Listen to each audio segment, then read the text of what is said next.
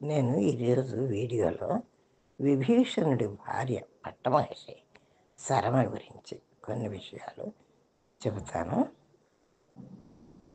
విని మీకు నచ్చినట్లయితే లైక్ చేయండి, షేర్ చేయండి, సబ్స్క్రైబ్ చేయండి. శరమ రామాయణంలో ఓ విశిష్ట పాత్ర. రావణుడు ఎత్తుకొచ్చి అశోకవనంలో బందీగా ఉంచిన సీత పట్ల రావణుని ఖాతరు చేయకుండా తమ అభిమానాన్ని చాటిన వాళ్ళు ఇద్దరు. ఒకరు శరమ, రెండు ఆమె బిడ్డ త్రిజట.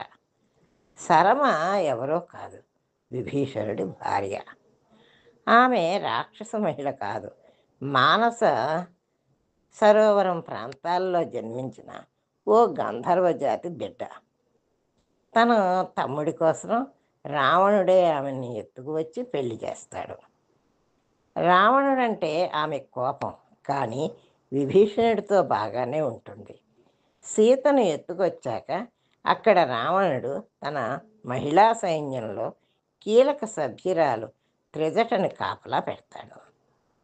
ఆమె తల్లికి సీత గురించి చెబుతుంది. తల్లి శరమ మాత్రం సీతని పీడించవద్దని, వేధించవద్దని సలహా ఇస్తుంది. తను అశోకవనానికి వెళ్ళి సీతని ఊరడిస్తుంది. తనెవరో పరిచయం చేసుకుంటుంది. అప్పటికే త్రిజట గుణం తెలిసిన సీత శరమాను కూడా నమ్ముతుంది. ఓసారి రావణుడు ఓ ఫేక్ తలను తీసుకువచ్చి సీత ముందు పడేస్తాడు. రాముడి తల నరికేశానని, ఇక నువ్వు వచ్చిన అంతఃపురంలో చేరాల్సిందేనని హోంకరిస్తాడు. సీత నిర్ఘాంతపోతుంది మొదట, కానీ చెట్టుచాటు నుంచి శరమ నమ్మాల్సిన పని లేదన్నట్టుగా సైగ చేస్తుంది. రావణుడు వెళ్ళిపోగానే శరమ వెళ్ళి సీతని ఊరడిస్తుంది. రావణుడు మాయోపాయం గురించి వివరిస్తుంది. హనుమంతుడు వచ్చినప్పుడు కూడా సీత తనతో చెప్తుంది.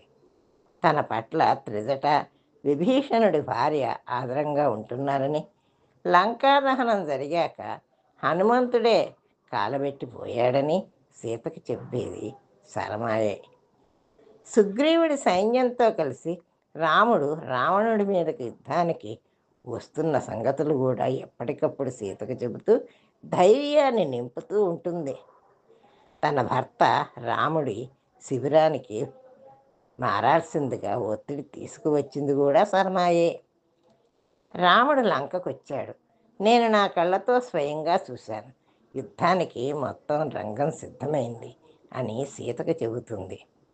యుద్ధానంతరం విభీషణుడు రాజవుతాడు, శరమ పట్టమహిషి అవుతుంది.